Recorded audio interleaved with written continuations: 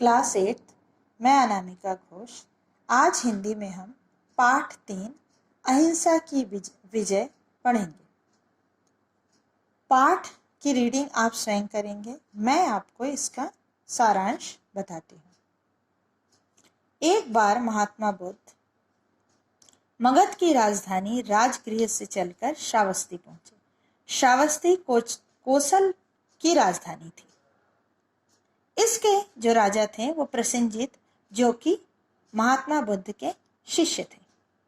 श्रावस्ती पहुंचने पर महात्मा बुद्ध ने राजा को बड़ा व्याकुल पाया। पूछने पर राजा ने कहा, भगवान, अंगुलीमाल डाकू से मेरी प्रजा बड़ी त्रस्त है। इसी से मैं बहुत चिंतित हूँ।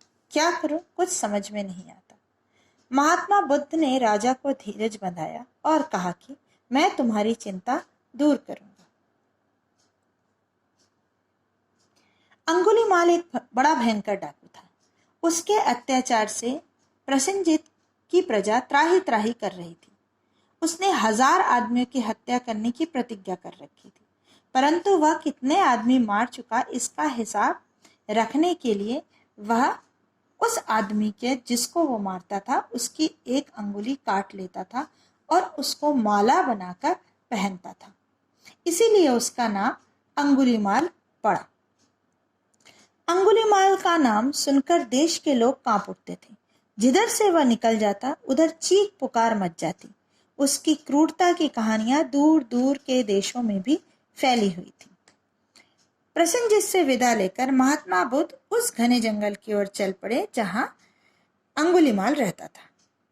जहां से जंगल शुरू होता था वहां राजा ने अपने पहरेदार तैनात कर रखे थे। उस पहरेदार ने जब महात्मा बुद्ध को जंगल में जाते हुए देखा तो उसने अपना कर्तव्य समझकर उन्हें रोका।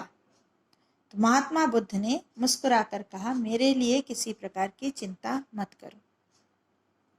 यह कहकर महात्मा बुद्ध जंगल में प्रवेश कर गए। दोपहर का समय था। चारों ओर पेड़ों ने छाया कर रखी थी। जंगल की राह चलना आसान नहीं होता। महात्मा बुद्ध भी कुछ थके थके से लग रहे थे, पर वे रुके नहीं, आगे बढ़ते गए। उनका हृदय संसार के कष्टों को देखकर दुखी था, परंतु अपने ज्ञान से उनके मुख पर सदैव मुस्कान रहती थी और ललाट सदैव चमकता रहता था। आदमी आदमी को मारता क्यों है? जीव जीव को देखकर प्रसन्न क्यों नहीं होता? इन्हीं बातों पर विचार करते हुए महात्मा बुद्ध जंगल की राह बढ़े जा रहे थे कि अचानक उन्हें कोई कठोर और भारी आवाज सुनाई दी। ठहर जा। ध्यानमग्न होने के कारण महात्मा बुद्ध ने नहीं सुनी। फिर वही आवाज उनके कानों में पड़ी, ठहर जा। महात्मा बुद्ध रुके। तुरंत ही घनी झाड़ियां चीरते हुआ एक विकराल मूर्ति आ खड़ा हुआ। ऊंचा कद, काला शरीर, भयानक चेहरा, लाल आंखें, बिखरे बाल, बड़ी बड़ी मूछें, लंबी मजबूत भुजाएं, चौड़ा सीना और हाथ में कटार। निश्चय यह मनुष्य नहीं, कोई दैत्य था। उसके गले में अंगुलियों की माला देखकर बुद्ध को पहचानते देर न लगी कि यही अंगुलीमाल डाकू है। महात्मा बुद्ध ने उस पर अपनी दृष्टि डाली। उनकी नजर में भय न था, प्यार था। उन्होंने प्रेम पूर्वक भयानक डाकू से कहा, मैं तो ठहर गया, भला तू कब ठहरेगा? अंगुलीमाल चकित हो उठा। उसके सामने आने वालों की हमेशा भय से गिग्गी बन जाती थी। अंगुलीमाल को बड़ा आश्चर्य हुआ कि यह कैसा व्यक्ति है जो मुझसे बिल्कुल भी नहीं डर रहा। आज तक उसने ऐसा आदमी देखा ही नहीं था जो उसकी आंख से आंख मिलाकर बात करता। यह कौन है जो डरना तो दूर रहा, शांतिपूर्वक मुस्कुरा रहा है? महात्मा बुद्ध ने फिर कहा कि बोल, तू कब ठहरेगा?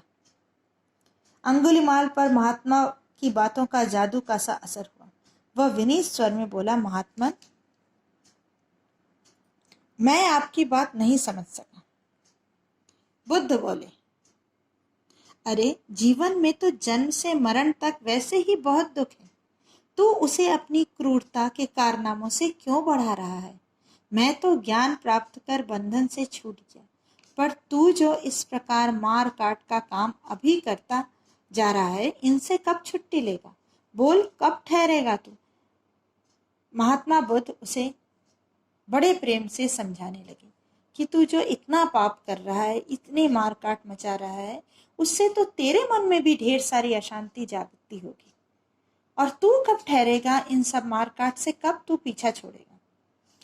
वह डाकू जिसने डर कभी न जाना था, जिससे सारी दुनिया कांपती थी, आज एक निशस्त्र महात्मा के तेज से कांप रहा था। सहसा वह बुद्ध के चरणों में गिर पड़ा और बोला, महात्मा, मुझे राह दिखाएं, मेरे सामने अंधेरा ही अंधेरा है। बुद्ध ने उसको शांति, दया और प्रेम का उपदेश दिया। अंगुलीमाल की आंखें खुल गईं, उसके मन का अंधकार दूर हो गया। उसने अंगुलियों की माला तोड़ डाली और कटार दूर फेंक दी। अंगुलीमाल ने हिंसा का जीवन सदा के लिए त्याग दिया और वह भगवान बुद्ध का शिष्य बन गया।